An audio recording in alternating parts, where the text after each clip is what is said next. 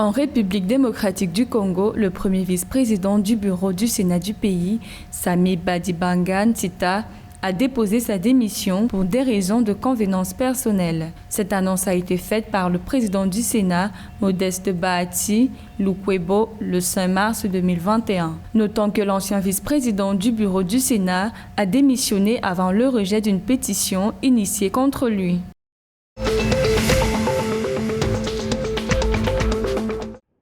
En République du Congo, la campagne électorale en vue du premier tour de l'élection présidentielle du 21 mars a démarré le 5 février 2021. À cet effet, les candidats auront droit à 2 semaines pour présenter leur programme. Pour le scrutin présidentiel 2021, 7 candidats sont en lice. Il s'agit notamment du président sortant, Denis Sassou Nguesso, d'Engi Brice Parfait Kolelas, arrivé deuxième lors de la présidentielle de 2016, du député Joseph Kig Numbi Kiambungu, de l'ancien officier de l'armée Albert Onyangue, de l'inspecteur des douanes Ongios Ngangia Ngambe et l'ancien ministre des Finances Mathias Jong.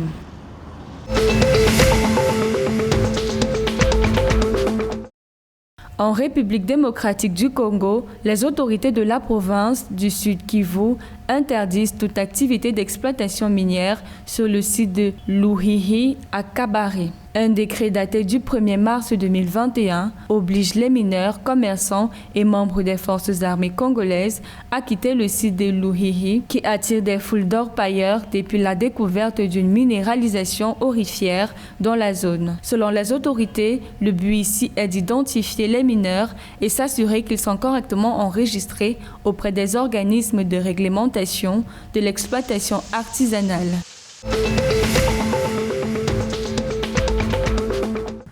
Selon une annonce du secrétaire général de la zone de libre-échange continentale africaine, Wam Kele Mene, et du président de la Banque africaine d'import-export Bénédicte Orama, le déploiement du système panafricain de paiement et de règlement sera lancé en avril 2021. D'après le président de la Banque africaine d'import-export, le système panafricain de paiement et de règlement sera déployé sur tout le continent pour faciliter les échanges en supprimant les principales contraintes de systèmes de paiement régionaux de l'Afrique.